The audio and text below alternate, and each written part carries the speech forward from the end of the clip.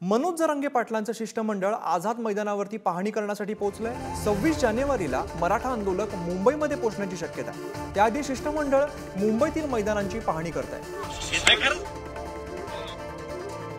मनोज जरांगे पाटील यांचं जे शिष्टमंडळ आहे ते सध्या मुंबईमध्ये आहे। खरं तर त्यांचं मुंबईतील जे आंदोलन आहे त्याची पूर्वतयारी करण्यासाठी म्हणून शिष्टमंडळ मुंबईत आले। दादांनी आम्हाला शिकवण दिलेली आहे की कधी कुणावर डिपेंड राहायचं आणि आपल्या आपल्या घरून आपली आपली भाजी भाकरी घेऊन यायचंय। असंच तुम्ही बघितलं असं आम्ही सगळे दौऱ्यामध्ये जातो, दौऱ्यांमध्ये जाताना असंच घर आम्हाला कुठे पंगत नसते। आम्हाला गाडीमध्ये जागोजागी लोक असे प्रकारचे टिफिन देतात, असंच हातावर घेऊन आम्ही खात असतो।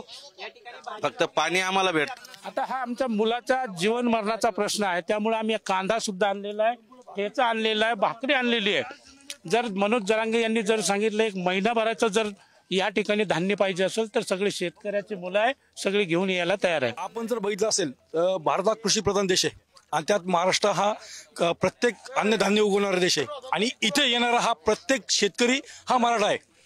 त्यामुळे किती दिवसाचं धान्य हे आमच्याकडे स्टॉक राहील हे तुम्ही आम्हाला विचारा। हे विचारू नका की किती दिवसाच घेऊन येणार आहे आमच्याकडे आम्हीच पूर्ण जगाला धान्य पुरवतोय, तर आमच्याकडे 100% आम्ही ते पूर्ण परिपूर्ण येणे आम्ही इथे येणार आहोत। आमच्या हक्काची भाकर खात राहणार। जोपर्यंत आम्हाला आमचं हक्काचं आरक्षण मिळत नाही तोपर्यंत आम्ही इथे येऊन आमचं हक्काची मागणं मागत आहोत।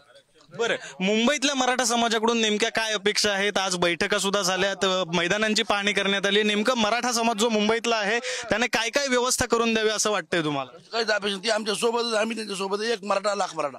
कॅमेरा पर्सन श्रीकांत खरात सह मी विक्रांत शिंदे, पुढारी न्यूज, मुंबई।